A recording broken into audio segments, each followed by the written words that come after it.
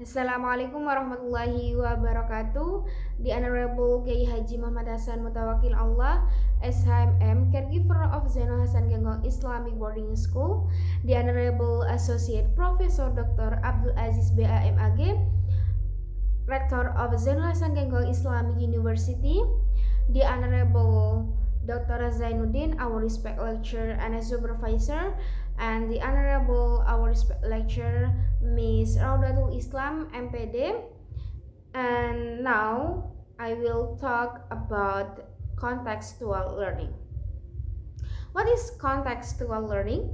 Contextual learning is a way of learning that connects a lesson with real life. It means students learn not only from books but also from real situation. For example, students can learn English by talking in daily life, not only from grammar books. So, when someone study English, not just study from book, but that directly practice on their daily life, like talking with your friend or make dialogue with your friends. Okay, now we are going to the next slide, and there are 3 points. 3 points for this slide is for the first is authentic context. What is authentic context? Authentic context is learning becomes more meaningful when is connected to real life. Students can understand better because they because they see how to use the knowledge. And the second is active engagement. Active engagement is contextual learning. Students are active. They do activities like discussion, practice, and projects.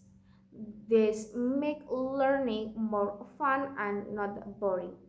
Okay, for the last point on this slide is theory of practice. Contextual learning combines theory and practice. Students learn the concept and then they use it in a real situation. This helps students remember the lesson longer. Okay, for the next slide is key characteristics. There are some important part in contextual learning. First, collaboration. Students work together and help each other. The second is authentic tasks. Students do real world tasks like projects or problem solving. The third is reflection. Students think about what they have learned. The last but not least, is multiple resources. Students learn from books, internet, and real experiences. So, students learn from books or internet and real experience. Maybe like if from internet, like we are studying, if we are studying English, we can watch a movie or listen to music. Okay, we move to the next slide is real world examples. An example is project-based learning. Students can make a project related to real life. For example, making a simple business or doing a survey. So many business women are still teenagers, but they have own business. Because why is that they make a project by based on the learning, and the project or the business is related in our real life. Okay, for the next is challenge. There are also some challenges. First, it takes more time. Second, teachers need to prepare more. The third is some students may not like new methods. And the fourth is assessment can be difficult.